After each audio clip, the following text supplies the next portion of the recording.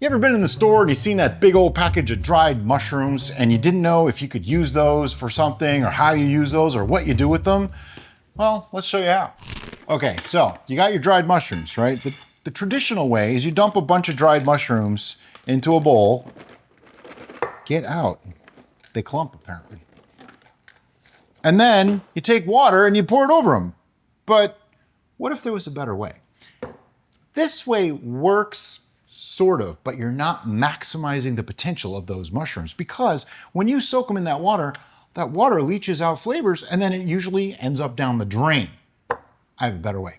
Okay, so the first thing you want to do is put your pan on the stove. I don't even have the heat on, and then dump in your mushrooms. If they roughly cover the bottom, that's pretty good. You don't want them doubled up is basically the point. And I'm using a shallow pan on purpose because of the next step. And that is the water. Whoops. Spilling it over the side like I did is totally optional and I don't recommend it. I don't want too much. See, I have about enough to cover. That's pretty much what I'm looking for. Something like that. Now I'm going to turn the heat on to high. We're going to let this come to a boil. All right, so once it comes to a boil, you'll see a lot of foam. That's just gonna happen because it comes out of the mushrooms as they come to a boil. So if you need to, you can turn down your heat. I just went to like 5.5 on our stove.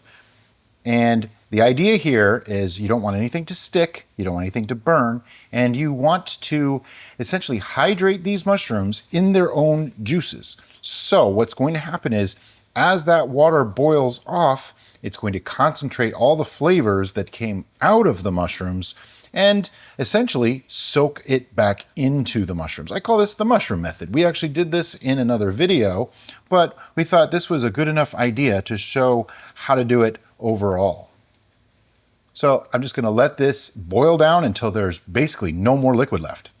Okay, so we're probably 75% of the way through cooking. As you can see, there's still a little bit of liquid here, but the mushrooms themselves are nice and bouncy and springy and hydrated. You can use them at this point exactly how they are. I like to just go a little bit further. We'll be back in a minute to show you that.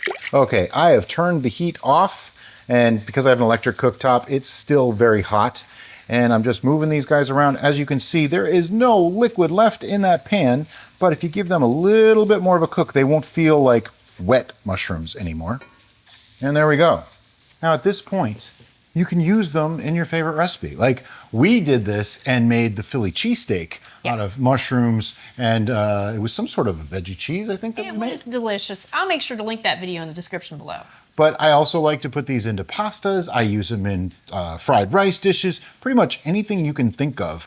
You can even grind these up and combine it with other things like beans and make burgers and stuff out of them. Just wonderful use. If you don't need them right away, you can put these in a container and keep them in the fridge. I wouldn't go more than a few days though, because now there's no preservatives. There's nothing on these, so you want to use them up. They're gonna spoil really, really fast, just like a fresh mushroom would. But you saw how quick and easy it was to prepare these dried mushrooms, so I would suggest keep them dried until you're ready to use them. Yeah, all in all, probably 10 to 15 minutes, and you can have really beautiful mushrooms. These will have a different texture to a fresh mushroom, just so you're aware. They're gonna be more meaty, more chewy. There's gonna be more bite to these. So in some ways, am I saying that dried mushrooms are superior to fresh mushrooms? As always, guys, thanks so much for watching. We'll see you next time on The Bistro.